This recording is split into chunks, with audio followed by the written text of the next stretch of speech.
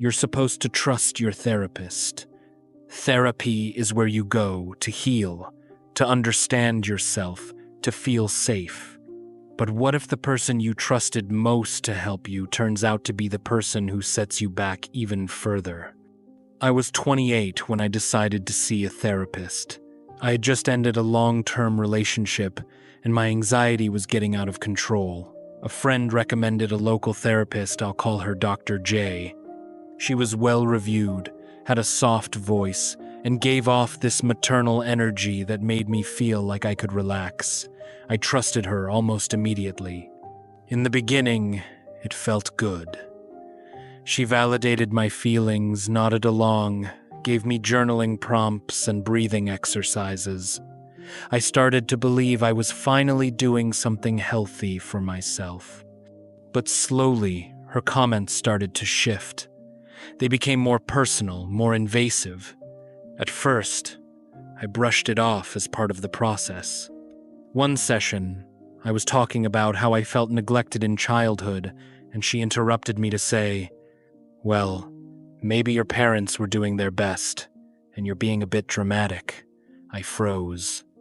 I wasn't expecting to be invalidated, especially not there. Then came the weird boundary issues. She started talking about her own life a lot, telling me about her husband, her kids, even her own trauma.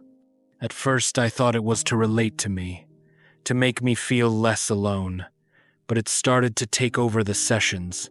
It wasn't about me anymore. Over time, I noticed I'd leave sessions feeling worse and not better. She once told me that maybe I was just too sensitive and that therapy might not work for everyone. I started doubting myself more. My anxiety got worse. I blamed myself. Then came the worst moment. One day I confided in her about a panic attack I had at work. Her response? She laughed. Actually laughed. Said, "That sounds like something from a bad sitcom." I was stunned. I laughed along with her to hide my embarrassment, but inside I was spiraling. After that session, I didn't go back for a few weeks. I tried to convince myself it was a one-time thing, but it wasn't. When I returned, she acted cold, distant, like I had done something wrong by taking a break. She even suggested I was being avoidant and manipulative. That was the last straw. I left mid-session. I sat in my car, sobbing, wondering how something meant to heal me could hurt this badly. It felt like betrayal. It felt like emotional whiplash. I didn't return to therapy for a year after that. I was scared. I had trusted someone with the rawest parts of me, and she turned them into punchlines and projections. It took months to untangle the damage. Eventually, I tried again. I found a new therapist, this time someone trauma-informed. She didn't talk over me. She didn't make jokes about my pain. She gave me space, validation, and tools. And slowly I began to heal. Now, I talk openly about this experience because not all therapists are good, not all therapists are safe, and you are allowed to leave a therapist who makes you feel worse.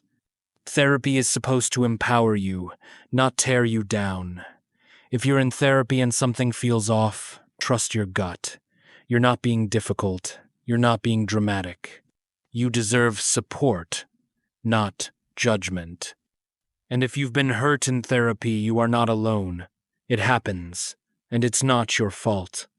Healing isn't always a straight path, but sometimes the most powerful step is walking away from what was never helping you in the first place.